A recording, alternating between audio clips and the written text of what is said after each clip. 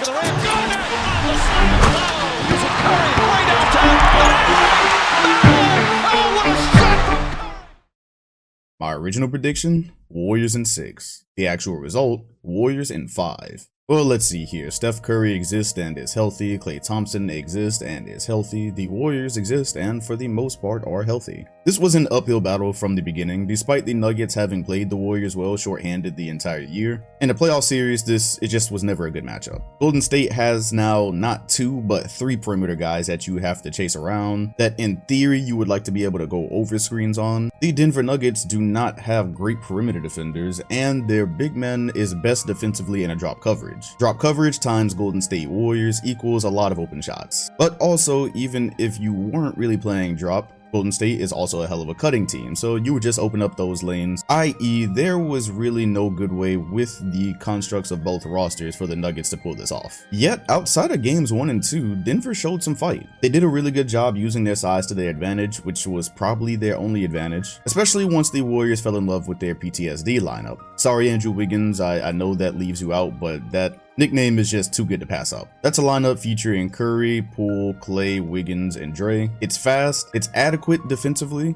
for the time that it plays. It cuts, it shoots, and when Golden State was using it to end quarters, it was pretty much putting the games out of reach. I still have questions going forward about what they're going to do, as they clearly don't want to put Poole on the bench and they want to start this lineup, but against better teams, against teams constructed better to deal with something like this, I do want to see it stress tested. Hell, in game 5, it kind of was stress tested. You saw Kerr go away from it as quickly as he could to bring Kevon Looney in. It seems like a special weapon and maybe not something to start with. However, those are questions for later. We knew Nikola Jokic was going to get his numbers. While Draymond Green did hold his own well enough in some moments for them to squeak by with the win, it was still tasking him with basically playing one-on-one on a generational center. Good thing for the Warriors is there are no more generational centers left in this bracket for them to play, unless the Sixers somehow make the finals, and with the advent of Rick Ross, I don't see it. There are plenty of examples of why this wasn't a great matchup. You could end up with a situation specifically like in game 5 where Gary Payton was the screener and Jokic just didn't have many good options there. Of course, also happening in game 5, Denver got even more injured than they were. Austin Rivers, hamstring, that is one of their only perimeter defenders, one of the guys who checked Steph Curry decently throughout the regular season. Jokic clearly bothered by his hamstring injury, yet he was doing everything he could to keep it close. Throw that on top of Jamal Murray missing, Michael Porter Jr. missing, and it really was just a tall order to hang on to the leads that they could build. Because that is a thing that happened. In multiple games, they had double-digit leads, and the only question we were asking was when Golden State was going to catch back up. It was never an if. It was just reality. Denver did not have the firepower to sustain those. But the fact that everything outside of games 1 and 2 were close makes me wonder, what if you had had even one of MPJ or Jamal Murray, and specifically Jamal Murray? He could have helped out some with the defense, but also could have given them a legitimate scoring option instead of hoping that Monte Morris hit shots or Will Barton hit something. Yet that's the question we've been asking for 2 years now. It's always health with Denver, so they can only hope for better luck next year. And quick shout out for DeMarcus Cousins to really holding the fort down while Jokic was trying to get back into the game. Once again, the size was clearly a problem for Golden State. They did not address that during the regular season, and I really am interested to see how that works against a healthier team. But those are questions for later. For now, that is literally all I have to say about this series. I had this going 6 thinking that Denver might have been able to pull out 2 of the 3 close games that they had. Didn't work out that way. Golden State predictably advances. Golden State is unpredictably healthy. I will not sit here and lie and say that I thought Dre was going to be perfect after missing most of the season, that Steph was just going to come back and be shooting 40% from 3, or even that Klay would make the progress he has. He is very close to where he was. So for the time being, the Nuggets head to the offseason. We will finally see, well, hopefully finally see a healthy roster going into the 2023 season where they should be contenders, and the Warriors await the winner of whatever is going on with Minnesota and Memphis. Let me know your thoughts on the series. How mad are you that Jokic is the repeat MVP? And how far do you think Golden State will go? Let me know in the comment section. Also hit the like button and sub if you enjoyed, and hit the bell next to my name if you want notifications every time a new video drops. Appreciate you watching, and I'll see you all on the next one.